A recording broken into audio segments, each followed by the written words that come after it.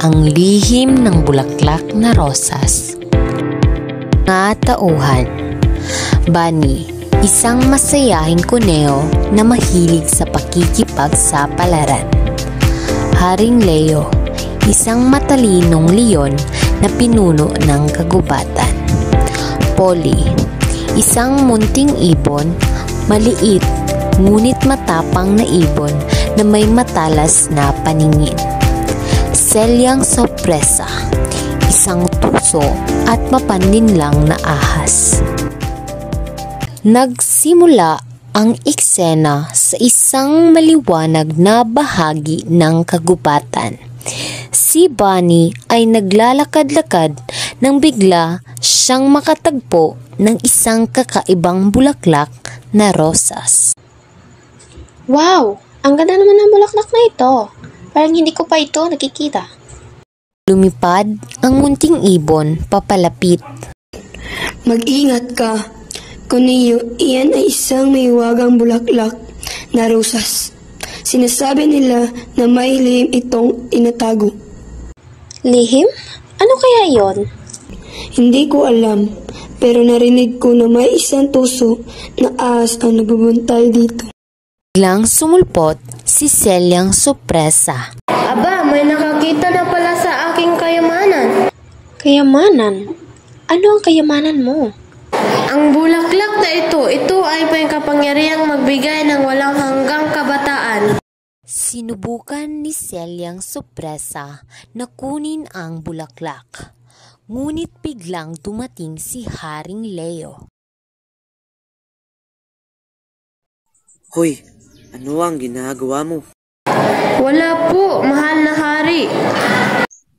Sinusubukan mong kunin ang mahiwagang bulaklak? Hindi mo ito magagawa. Ito ay para sa ikabubuti ng lahat ng nilalang sa kagubatan. Ipinaliwanag ni Haring Leo ang kahalagahan ng bulaklak na rosas sa kagubatan. Ang bulaklak na ito ay simbolo ng pagkakaisa at pagmamahalan sa ating kagubatan. Hindi ito para sa pansariling kapakanan lamang. Pero gusto ko rin ng kabataan. Hindi mo ba alam na ang tunay na kabataan ay nasa ating puso? Ang pagmamahal at pagkakaibigan ang nagbibigay ng tunay na ligaya.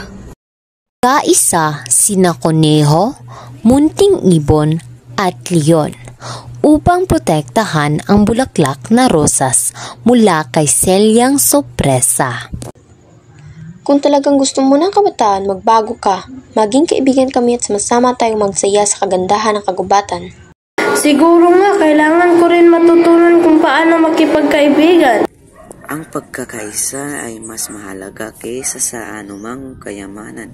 Tara, sama-sama tayong magtulungan upang mapanatili ang kagandahan ng ating kagubatan.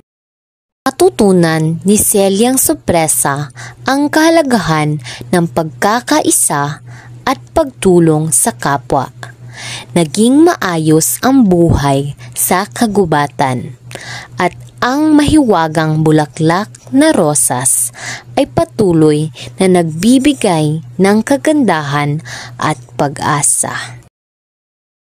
Ang mga hayop sa kagubatan ay nagdiwang at mula noon nagkaroon sila ng masayang samahan at mas maraming pakikipagsapalaran.